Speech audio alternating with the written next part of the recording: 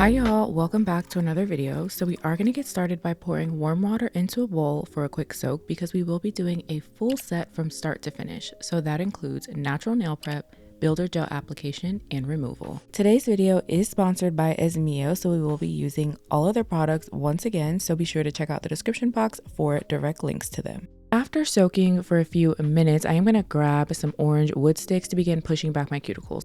So we have two sides here, one that is flat and one that is pointed. We're going to get started with the flat side first, and we're going to gently move back and forth. When you're doing this, be careful. You don't want to injure yourself. Just add a slight, and I do mean a slight bit of pressure to push those cuticles back, but it should not hurt. It should not feel uncomfortable. It should be nice and gentle. Once I'm done pushing back the cuticles, I am going to flip this exact same tool to the other side where we have the pointed edge to gently scrape the excess dead skin from the nail plate. If there are some stubborn areas, you can use cuticle nippers. Now I know this is a beginner-friendly tutorial, and some of you have said you're genuinely just not comfortable with the cuticle nipper, so this is optional. Next, I'm taking the essential file to even out my natural nails, and surprise, surprise, I'm also doing my non-dominant hand. I have seen your comments requesting that I show how I do my non-dominant hand again, and I figured this would be the perfect video since I will be showing you 2 ways to apply builder gel later on in the video. For the most part, my natural nails are about the same length on both hands except for just a couple of fingers, so I'm going to make sure they look even enough. And then I'm going to grab my essential buffer to remove any remaining shine that might be on the nails, but most importantly to add some texture onto my nails so the gel products that I'm using in the next steps will have something to adhere to so that my builder gel can last for a while. Let's get all of this dust out the way, and lastly, wipe the nail with an alcohol prep pad. Instead of this, you can use a dehydrator if you would like, and if you are someone who has oily nail beds, I would definitely recommend going in with a primer. But for me personally, an alcohol prep pad works just fine. So now we have prepped nails ready to go for some gel products, so let's go ahead and grab our base. For base coat, we have 2 options, the peel off base coat or the 2-in-1 base coat and extension adhesive. For this video, I'm going in with the peel off base coat because I'm also going to show you how to remove this at the end of the video, but let's go ahead and apply a thin layer to the natural nails, and of course once we're done, we're going to cure it for 60 seconds in a big lamp.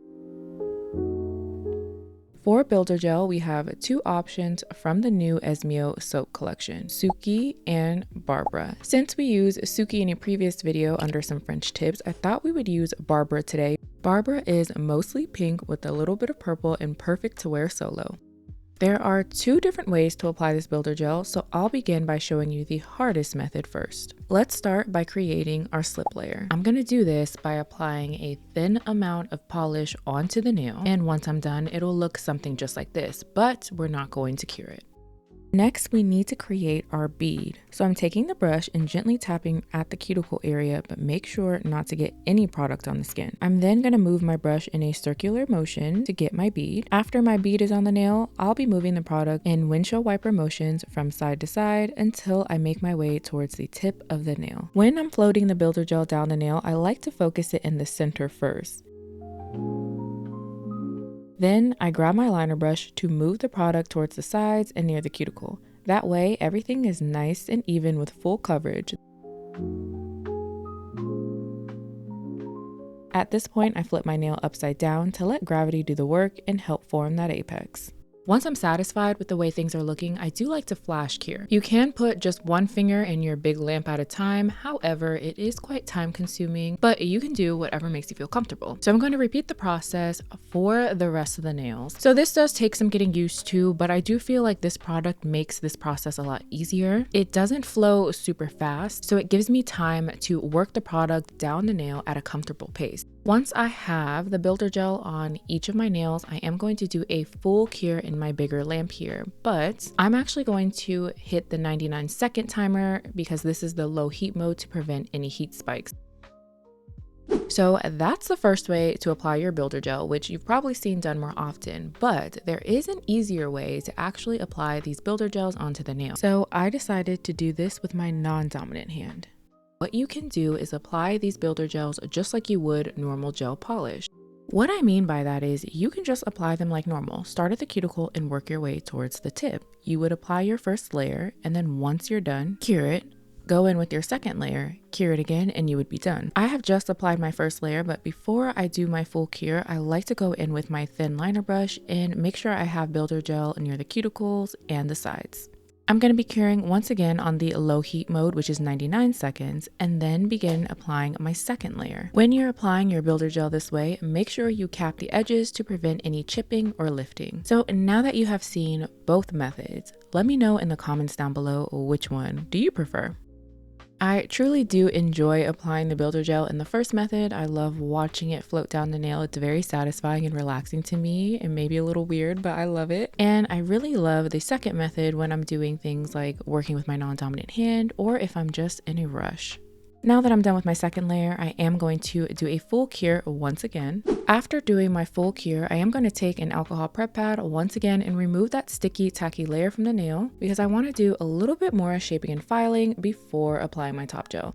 So I like to take a buffing block and make sure the nail is just smooth. And then I'm going to go in with my essential file and clean up my shape. There isn't much I need to do here, but I want to keep that crisp, square shape.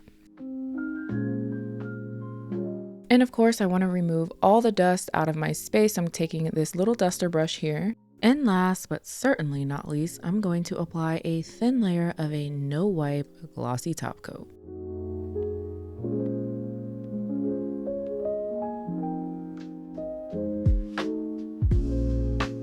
Once I'm done, I'm going to do my final cure for 60 seconds this time. And no manicure is complete without some cuticle oil, so I'm going to rub a little bit of this around my cuticle area to keep things nice and moisturized. And here are what my nails look like all done. I really hope you enjoyed seeing how I do my builder gel overlays at home on my natural nails. And if you did, be sure to give this video a thumbs up and leave a comment and let me know if you want to see more videos like this one. Hold up, wait just 1 minute because this video isn't over yet. As promised, I want to show you how I remove my nails when I am wearing a peel-off base coat. So to get started, you do need some orange wood sticks. And even though there are different types of cuticle pushers out there, this is what I recommend you use anytime you are taking off your peel-off base coat.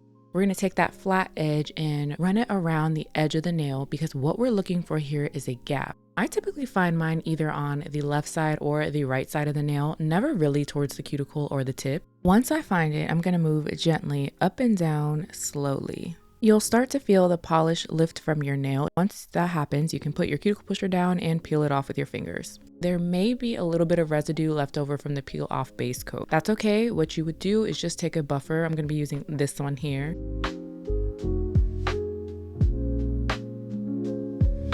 After buffing, I'm then going to take an alcohol prep pad to make sure there's no residue or dust left on the nail.